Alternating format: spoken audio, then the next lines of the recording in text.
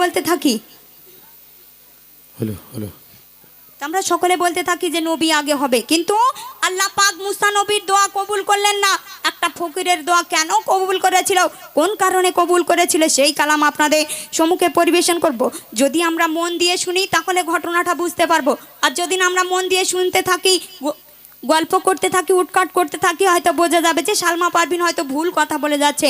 নবী সবার থেকে আগে হয় ঠিকই, কিন্তু নবীর দোয়া আল্লাহ পাক কবুল করলেন না। একটা ফকিরের দোয়া কেন কবুল করেছিল সেই ঘটনা কেমন করে বুঝিয়ে বলছে কবি, কেমন করে লিখছে, সেই উদ্দেশ্য করে শায়র লিখছে, মন দিয়ে শুনবে।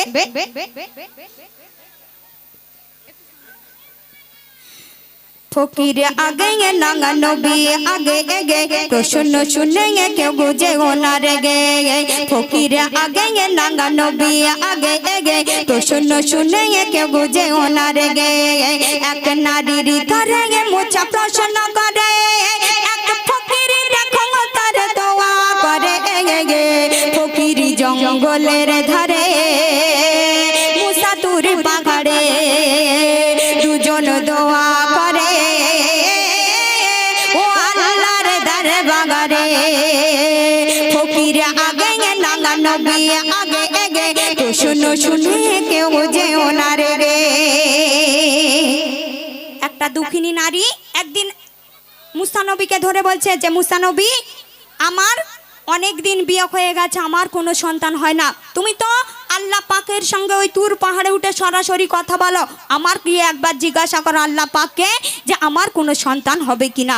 যখন মুসা নবী তুর পাহাড়ে উঠলেন এবং আল্লাহ পাককে প্রশ্ন করলেন, ওগো আল্লাহ, অমুক একটা নারী আমাকে এসে জিজ্ঞাসা করলো তার কোনো সন্তান হবে কিনা। যখন এই কথাটি জিজ্ঞাসা করলো আল্লাহ পাক সরাসরি বলে দিল, গো মুসা নবী, ওই নারীর গর্ভে আমি কোনো সন্তান রাখিনি, তার কোনো দিনও সন্তান হবে না। মুসা নবী রাস্তা দিয়ে হেঁটে যাচ্ছে, আর ওই নারীটা মুসা নবীকে যখন জিজ্ঞাসা করলো যে ওগো মুসা নবী, আল্লাহ পাক কি বলেছে, কই আমাকে জানালে না তো।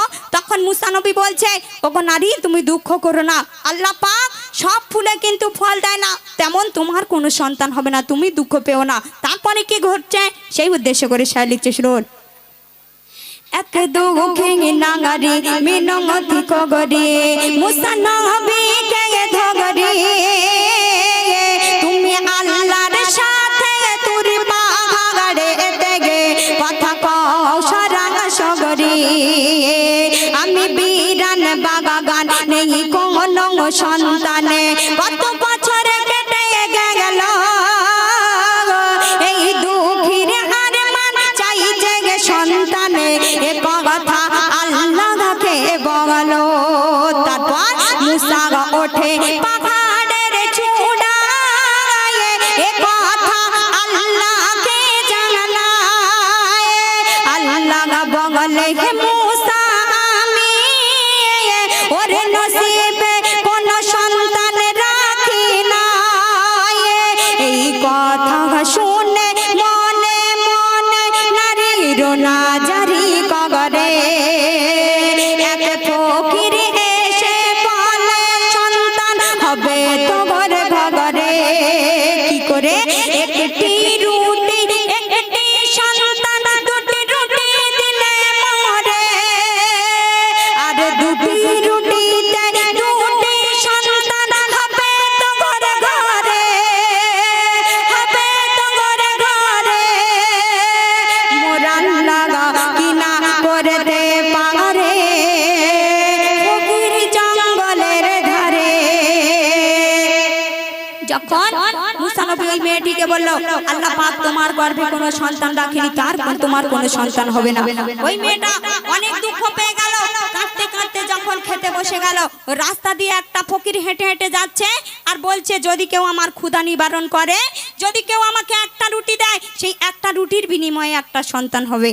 তখন ওই নারীটা নিজে না খেয়ে দৌড়াতে দৌড়াতে ওই ফকিরের কাছে গেল আর বলছে, ফকির বাবা, তুমি যে কথাটি বললে সেটা কি সত্যি হবে? তখন ওই ফকির বলেছিল, আমি আল্লাহ পাকের কাছে দোয়া করব, যদি তুমি আমার ক্ষুধা নিবারণ করতে পারো, আমি আল্লাহ পাকের কাছে দোয়া করব, আল্লাহ পাক নিশ্চয়ই আমার দোয়া কবুল করবে, তোমার কিছু না কিছু একটা হবে। তো এই যখন বলল, ওই নারীটা নিজে না খেয়ে দুটো রুটি সেই ফকিরকে খাইয়ে দিল, আর 2 বছর ঘুরতে ঘুরতে সেই নারীটার 2টো সন্তান হয়ে গেল। আর মুসা নবী যখন রাস্তা দিয়ে হেঁটে যাচ্ছে, তখন ওই মুসা নবীকে ডেকে বলছে, গো নবী, তুমি তো বলেছিলে আমার গর্ভে নাকি কোনো সন্তান হবে না, কোনো দিন আমার সন্তান হবে না, তাহলে এই দুটো বাচ্চা কেমন করে হলো? মুসা নবী রেগে গেল আর তুর পাহাড়ে উঠে আল্লাহকে কি বলছে সেই উদ্দেশ্যে কোষায় লিখছে, শুনো। দুটি রুটি নিয়ে নিজে না খেয়ে ফকিরকে খাওয়ায়, আর ফকির বলে ভরবে ফুলে গে তোর বিরান বাগিচায়। মেয়েটি বলছে নেই কোনো সন্তান পায় অগপগ মানে প্রতিবেশীর লাঞ্ছনায়, ফকির যা বলে যায় বছরে ঘুরে গে পায়ে দুই চাঁদের পানা, দুই বাচ্চা নিয়ে সেই মেয়ে দাঁড়ায় পথের ধারে, যে পথ দিয়ে ওই মুসা যায় তুর পাহাড়ে, আর দেখে সবই মুসা নবী অবাক হয়ে কয়, কি কয়? আরে বলো বলো আল্লাহ বলো এ কেমন করে গে হয়? আমি নবী আমার দাবি কেন ফিরালে মরে? এক ফকিরের দোয়া কেন নিলে কবুল করে? তুমি নিলে কবুল করে, বলো বলো এ হয় কেমন করে? ফকির জঙ্গলের ধারে। মুসা নবী অনেক রাগী মানুষ ছিলেন, তিনি তুর পাহাড়ে উঠলেন এবং আল্লাহ পাককে বলছো, গো আল্লাহ, তুমি কেন আমাকে মিথ্যুক বানালে? তুমি তো বলেছিলে ওই নারীর গর্ভে কোনো সন্তান নেই, তার কোনো দিনও সন্তান হবে না, তাহলে কেমন করে এই দুটো সন্তান হলো? তুমি কার দোয়া কবুল করলে? তখন আল্লাহ পাক বলল, গো মুসা, আমি এক ফকিরের দোয়া কবুল করেছি।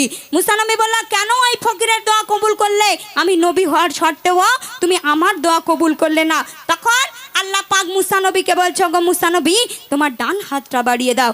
যখন ডান হাতটা মুসা নবী বাড়িয়ে দিল, আল্লাহ পাক একটা থালা এবং একটা ছুরি মুসা নবীর হাতে দিয়ে দিল, আর বলে দিচ্ছে, ওই পৃথিবীর বুকে অনেক মানুষ আছে, যদি তুমি ওই মানুষের শরীর থেকে একটু গোশ এবং একটু রক্ত এনে আমাকে দেখাতে পারো, তাহলে আমি তোমার এই প্রশ্নের উত্তর দিয়ে দেব, তুমি পেয়ে যাবে। তখন মুসা নবী ওই ছুরি আর এবং থালাটা নিয়ে সমস্ত গ্রামবাসীর কাছে গেল, কেউ রক্ত দিল না, কেউ একটু মাংস দিল না। যখন সেই ফকির, একটা ফকির সিজদায় পড়ছে জঙ্গলের ধারে, ওই ফকিরের কাছে গিয়ে কি বলছে সেই উদ্দেশ্যে কবি লিখছে, শুনুন।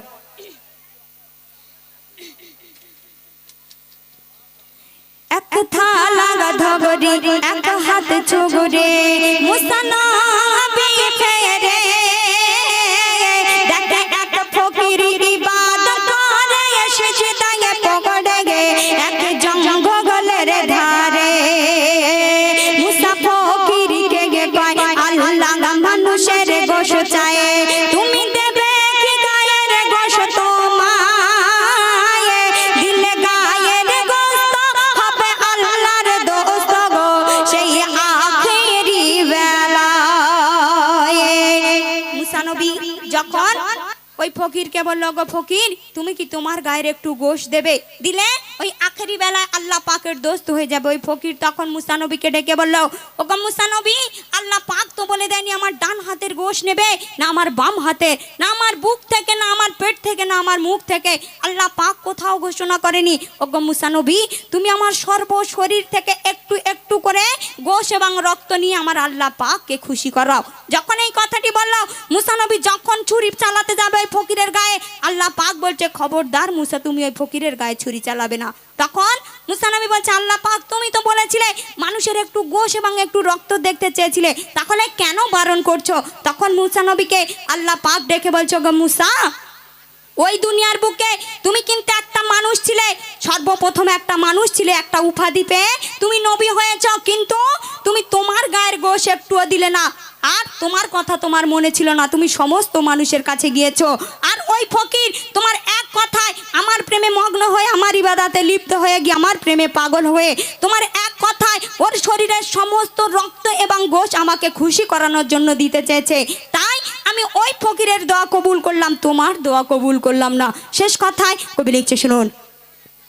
তখন ফকির বলে ও মুসা তুমি ছুরি চালাও মোর গায়ে যত গোস্ত লাগে তোমায় কেটে দেখাও খোদারে তখন আল্লাহ বলে ও গো মুসা তোমার গায়ে ও ছিল গো গোশে তুমি নিজের গোশ না দিয়ে কেন অন্যের উপরে দাও দোষে আর ওই সেই ফকির যার দোয়া আমি করেছি কবুল ও আমার কথায় নিজের গায়ে গোশ দিতে চাই ও আমার প্রেমে মশগুল ও আমার প্রেমে মশগুল ও মুসা গা ওর দোয়া কবুল করা কি ভুলে ওরে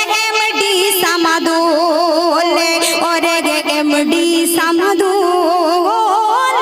বিচার খোদার নির্ভুলে ফকির আগে নাঙ্গা নবী আগে এগে তো শুনো শুনে কেউ যে ওনার গে ফকির আগে নাঙ্গা নবী আগে এগে তো শুনো শুনে কেউ যে ওনার গে এক নারীর ধরে মোছা প্রশ্ন করে এক ফকির দেখো তার দোয়া করে ফকির জঙ্গলের ধারে মুসা তুর পাহাড়ে দুজন দোয়া করে ও আল্লাহর দরবারে ও আল্লাহর দরবারে তো শুনলেন হ্যালো এম এস সালমা